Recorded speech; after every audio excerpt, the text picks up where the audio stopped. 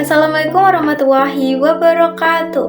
Halo teman-teman semuanya, kembali lagi bersama saya Raina Widi Syafira, nomor presensi 34 dengan NIM 2501050079 dari Rombel B. Nah, pada video kali ini kita akan membahas mengenai bencana yang ada di Indonesia dan bagaimana sih cara untuk mengatasinya. Yuk simak baik-baik. Bye-bye. Teman-teman, tahu nggak sih kalau Indonesia itu bukan sekedar negara kepulauan yang sangat indah, tapi dia juga akrab dengan yang namanya bencana.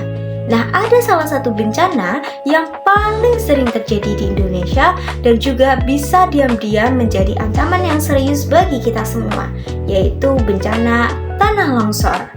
Bencana tanah longsor sering sekali terjadi di daerah perbukitan ataupun lereng yang curam, terutama ketika musim hujan tiba. Nah, air hujan yang meresap ke dalam tanah akan membuat struktur tanah menjadi labil dan akhirnya kehilangan daya ikatnya hingga terjadilah longsor. Tapi teman-teman tahu tidak kalau kondisi ini semakin diperparah oleh aktivitas manusia seperti penambangan pohon, pembangunan di lereng tanpa perencanaan, dan juga kurangnya sistem pengelolaan lingkungan yang baik. Tanah longsor bukan hanya soal tanah yang bergerak, tetapi juga tentang kehidupan yang tiba-tiba berubah.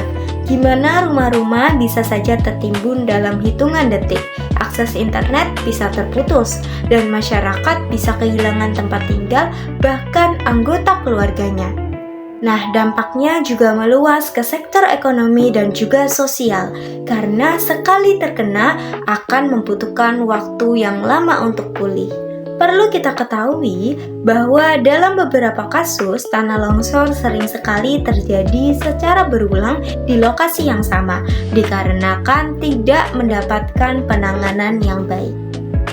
Mengatasi tanah longsor tidak cukup hanya dilakukan ketika bencana itu terjadi, tapi harus dimulai dari pencegahan. Lalu, apa solusinya? Salah satu solusi penting yaitu melakukan reboisasi atau penanaman kembali pohon di area yang rawan longsor agar akar tanaman dapat memperkuat struktur tanah. Selain itu, perlu adanya pembatasan pembangunan di area lereng yang curam, serta sistem drainase yang baik untuk mengurangi pemupukan air di dalam tanah.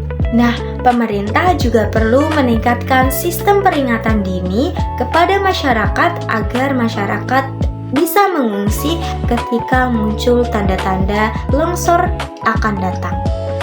Nah, teman-teman, dengan upaya bersama pemerintah dan juga masyarakat, bencana tanah longsor bukan hanya bisa dihadapi, tetapi juga bisa dicegah sebelum memunculkan kerugian yang sangat besar.